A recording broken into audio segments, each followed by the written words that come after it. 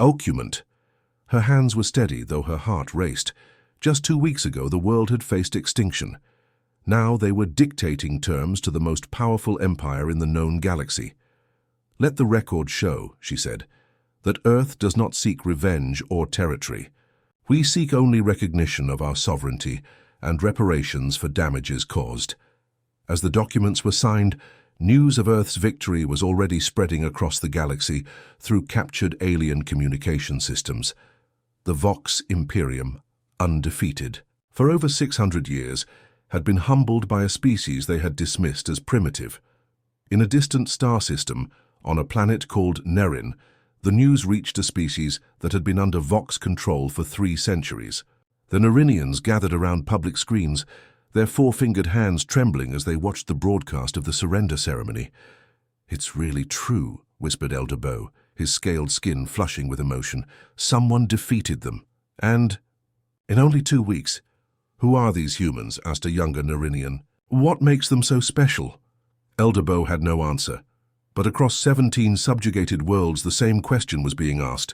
The myth of Vox invincibility had been shattered. 1 month after the surrender, Earth received its first diplomatic visitors. Not from the Vox, but from representatives of other species seeking alliances with the mysterious humans who had accomplished the impossible. Captain Jun, now promoted to colonel, stood beside Ambassador Yoon as the first alien delegation arrived. These visitors were not conquerors but came with gifts and treaties. "They see us as liberators," Ambassador Yoon explained. "The Vox have ruled through fear for centuries. Now that fear is gone." The Galactic Council, which had ignored the Vox, conquest of insignificant worlds for centuries, called an emergency session. Captain Jun attended with Earth's delegation. "The human question must be addressed," said the Ancient One, oldest member of the Council. "No species has ever defeated the Vox Imperium. How did you accomplish this?" Jun answered simply, "You underestimated us." The Vox thought they knew everything about Earth from their scans. They didn't realize we had been preparing for 15 years, ever since their scout ship crashed. "But that is not all," added Ambassador Yoon. "Humans have something unique. We adapt quickly. We took alien technology and made it better. We found weaknesses no one else had noticed. Back on Earth, the captured alien ships were already providing technological advances that would have taken centuries to develop otherwise. Dr. Min and her team had begun combining human innovation with alien science in ways the original designers had never considered. In orbit around Earth, construction began on humanity's first true starship, built with technology from the captured alien vessels. Far away, in the heart of Vox territory, whispers of rebellion spread among the subjugated worlds. Stories of the humans who fought back and won gave hope to species that had known only submission for generations. Admiral Ryu, demoted and disgraced, gave his final report to the Vox Imperium High Command. "We made one critical error," he said. "We judged them by their technology, not their potential. Humans do not think like us. They find solutions where we see only problems. They take crazy risks that no logical species would attempt." "Are they a threat to our entire empire?" asked the Vox Supreme Leader. Admiral Ryu's 4 eyes blinked in the pattern that indicated grave concern. "They could be, but I believe they are something even more dangerous than enemies. They are innovators, and the galaxy will never be the same now that they have entered it." On Earth, as the sun set over the rebuilt skyline of Seoul, Captain Jun stood with Dr. Min watching the construction of the starship through binoculars. "Do you think we'll find friends out there?" Dr. Min asked. "Or more enemies?" Jun smiled. "Both, probably. But whatever we find, the galaxy now knows one important truth." "What's that?" she asked. "Never underestimate humans." Ship with more than just the successful virus upload. They had downloaded massive amounts of alien data, including complete technical specifications of the Vox Imperium fleet. In the underground command center, Dr. Min and her team worked frantically to analyze the new information. "Their main flagship has a different shield configuration," she explained to General Moon, pointing to technical diagrams. "It recharges faster, but has a bigger power draw." "Can we exploit that?" asked the general. Doctor. Min nodded. If we hit it with enough energy during its vulnerability window, we can overload the entire system. General Moon turned to Captain Jun's image on the main screen. Jun looked tired but determined, his fighter having survived 3 attack runs already. Captain, we're forming a special strike team. Your squadron will lead the attack on the alien flagship. Understood, sir, Jun replied. What's the target? Dr. Min sent the technical data to Jun's fighter. This power junction here. Hit it with everything you have when their shields cycle down. In space, the battle continued. Earth's defense platforms had taken out dozens of alien ships. The hybrid fighters were proving more maneuverable than the alien vessels, which were designed for overwhelming force rather than agility. Jun gathered his remaining pilots. Only 12 of the original 20 remained. This is our chance to end this, he told them. We hit their command ship, and their entire fleet loses coordination. Officer Su's voice came through, strained but determined. My fighter's damaged. I'll create a diversion to draw their defensive fire.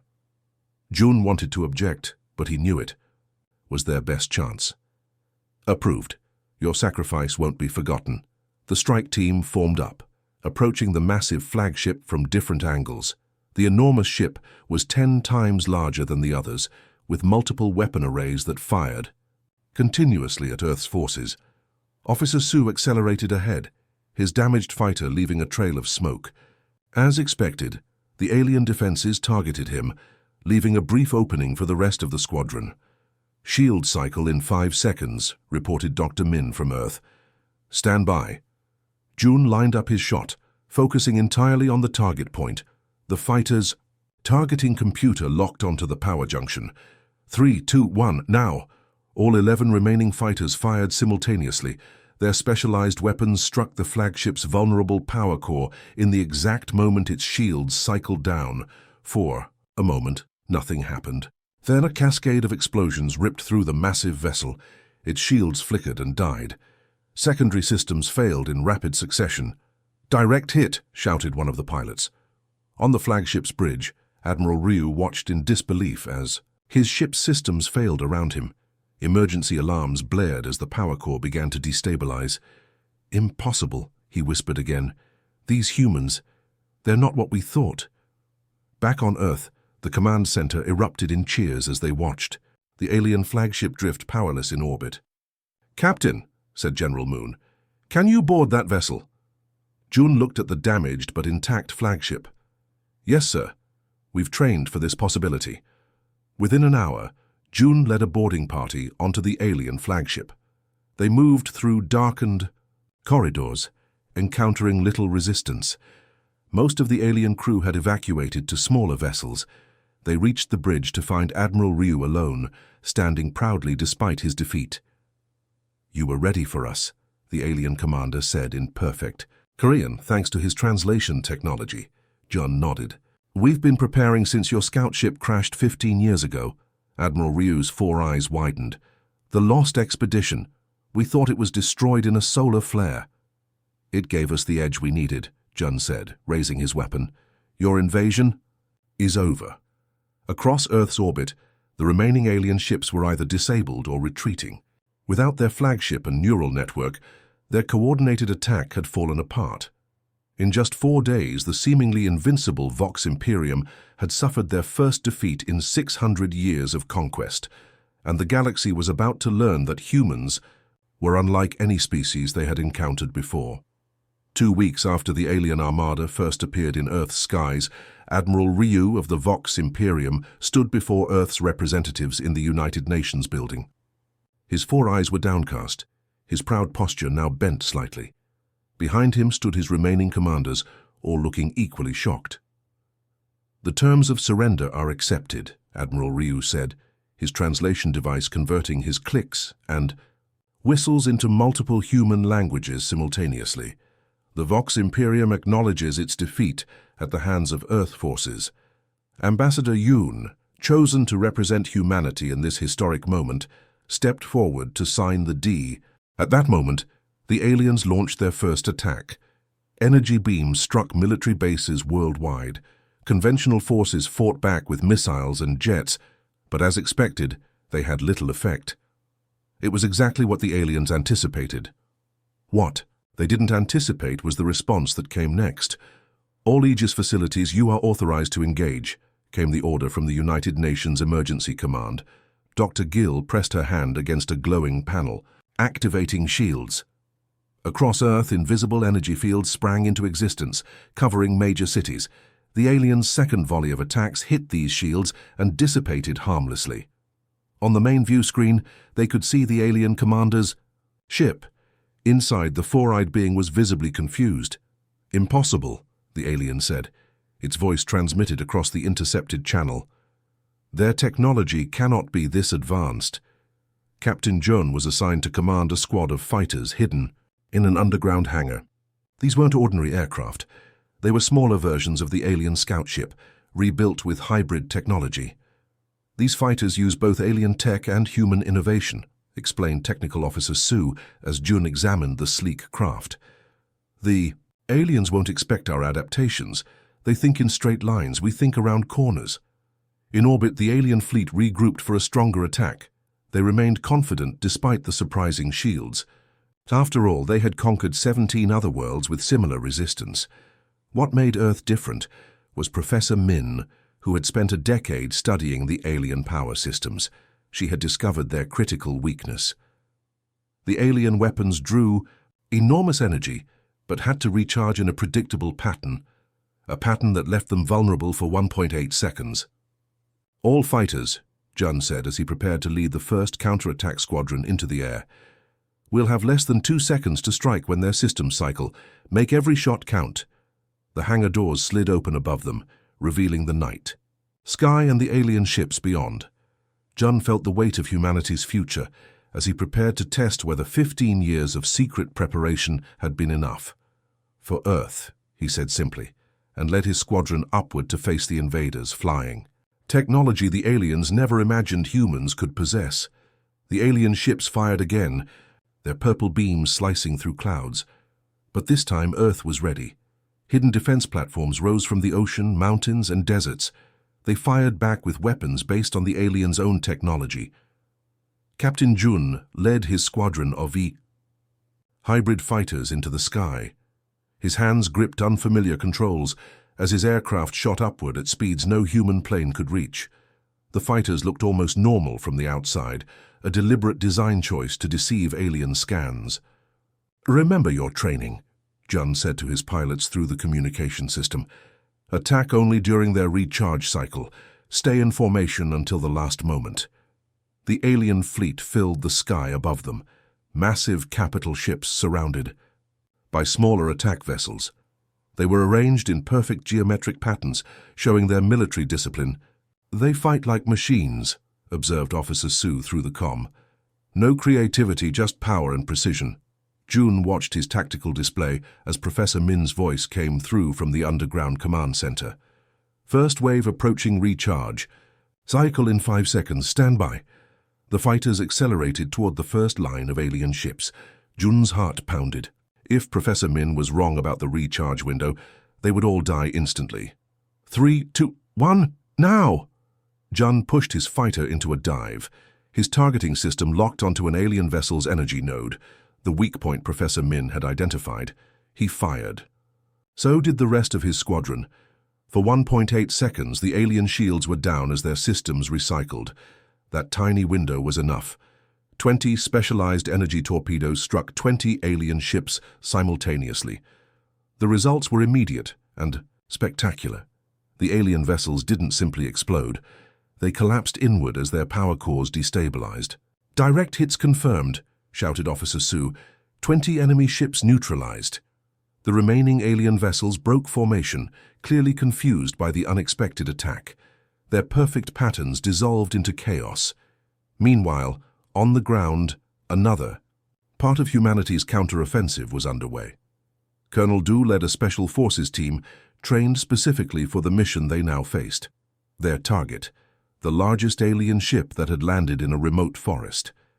"They've established a ground base," Colonel Du told his team as they approached through dense undergrowth.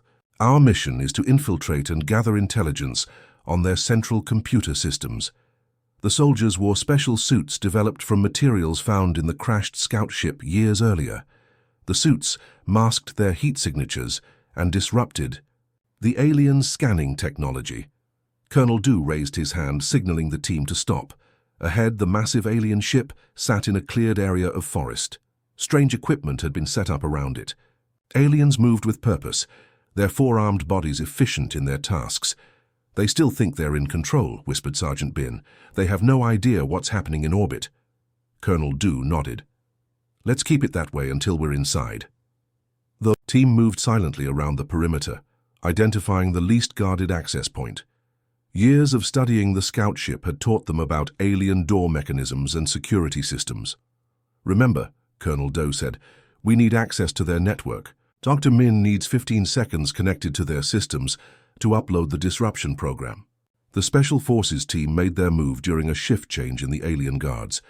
They slipped through a maintenance hatch and into the strange environment of the alien ship. The air smelled different, metallic and too rich in oxygen. The gravity felt slightly off.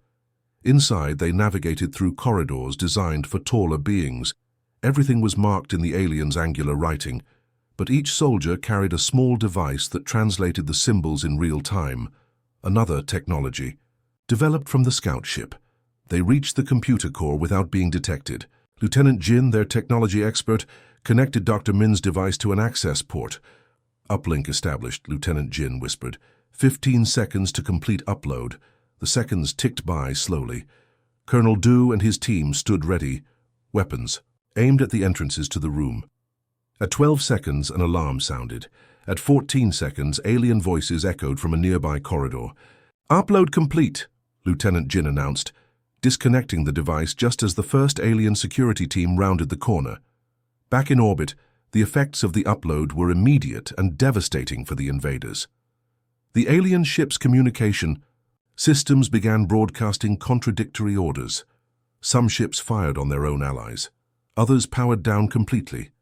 In his fighter, Captain Jun watched in amazement as the once coordinated alien fleet fell into disarray.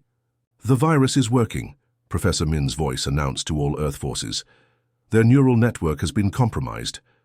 Jun led his squadron in another attack run, this time targeting the aliens' flagship. Without coordinated defenses, the massive vessel was vulnerable despite its size. "For Earth," Jun said again, leading the charge toward the heart of the alien command. The counter-offensive had begun, and for the first time since the invasion started, humans allowed themselves to feel something they had nearly lost: hope. Admiral Rue of the Vox Imperium paced the bridge of his flagship. His four eyes blinked in different patterns, showing his confusion and anger. The holographic displays around him showed disaster unfolding across Earth's orbit. "Impossible," he hissed, to his second-in-command. "These humans are primitive. How are they defeating our forces?"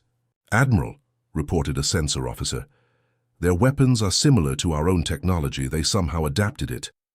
"And this virus in our systems," added the communications officer, "it seems designed specifically to target our neural network." "Admiral." Rue slammed his upper arms against the command console. "They were prepared for us, but how? We've conquered 17 worlds with this same strategy. On Earth, the tide of battle had shifted dramatically. Colonel Doe's team had escaped the alien ground. The massive alien ships appeared in Earth's sky without warning. One moment people were going about their normal lives. The next, enormous dark vessels hung above every major city on the planet. They blocked out the sun, casting strange shadows across terrified crowds who pointed up at the sky.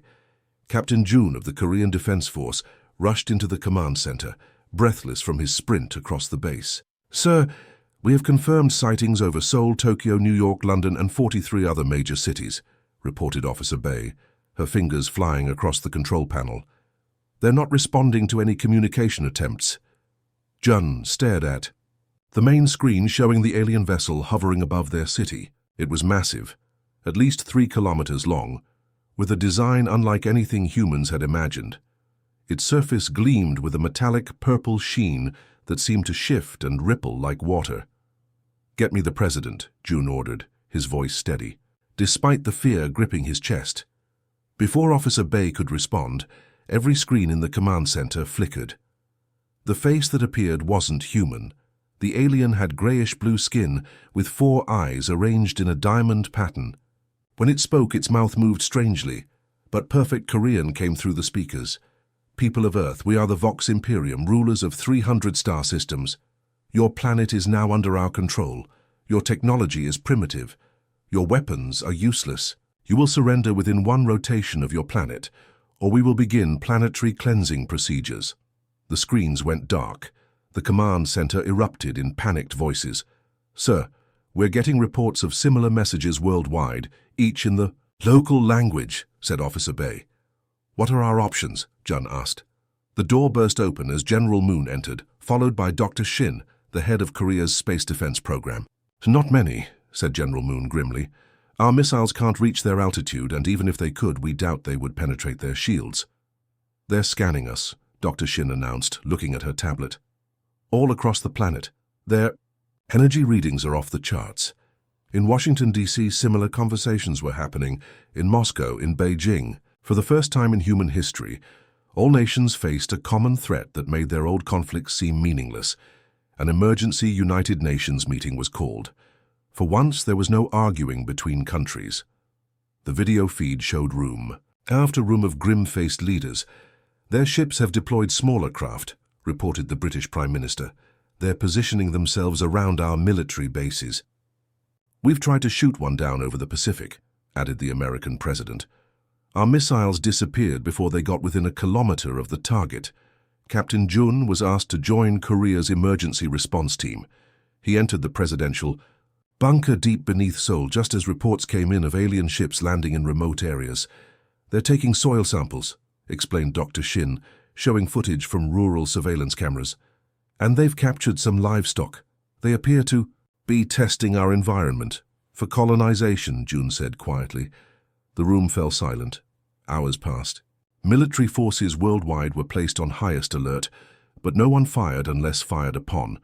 The waiting was the worst part. Then came the first attack. A military base in the Australian outback fired on an alien craft that had landed too close. The response was immediate. The entire base vanished in a flash of purple light, leaving nothing but a glassy crater. "They're demonstrating their power," General Moon said, watching the footage with a clenched jaw. With 12 hours left before the deadline, humanity's leaders made a decision. They would not surrender. If Earth was to fall, it would fall fighting. Captain Jun was assigned to a special task force with members from different countries. Their mission was simple, yet seemingly impossible. Find a weakness in the alien technology. "We've intercepted some of their communications," Dr. Shin told the group. "They call us dirt walkers. They think we're primitive. That might be our only advantage. They're underestimating us." As the deadline approached, strange things began to happen. The aliens seemed confused by something. Their smaller ships began moving erratically. "They're scanning deeper into Earth's crust," Dr. Shin reported, studying the data. "They've found something that doesn't match their surveys." What they had found was humanity's secret. For decades, since a small alien scout ship had crashed in the mountains, Earth had been preparing. Deep underground bases housed technology reverse-engineered from that crash. Technology the invaders didn't know humans possessed. As the final hour before the deadline approached, Captain Jun watched the alien mothership through a window. Tomorrow, either humanity would begin its fight for survival, or Earth would have new masters. The choice had been made. Earth would fight. The deadline for Earth's surrender had passed. The alien commander's voice boomed across every communication device on the planet. "Your resistance is noted. Cleansing will now begin."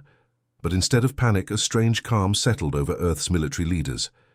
In a secure room 100 meters beneath Seoul, Captain Jun watched as General Moon activated a special communication link.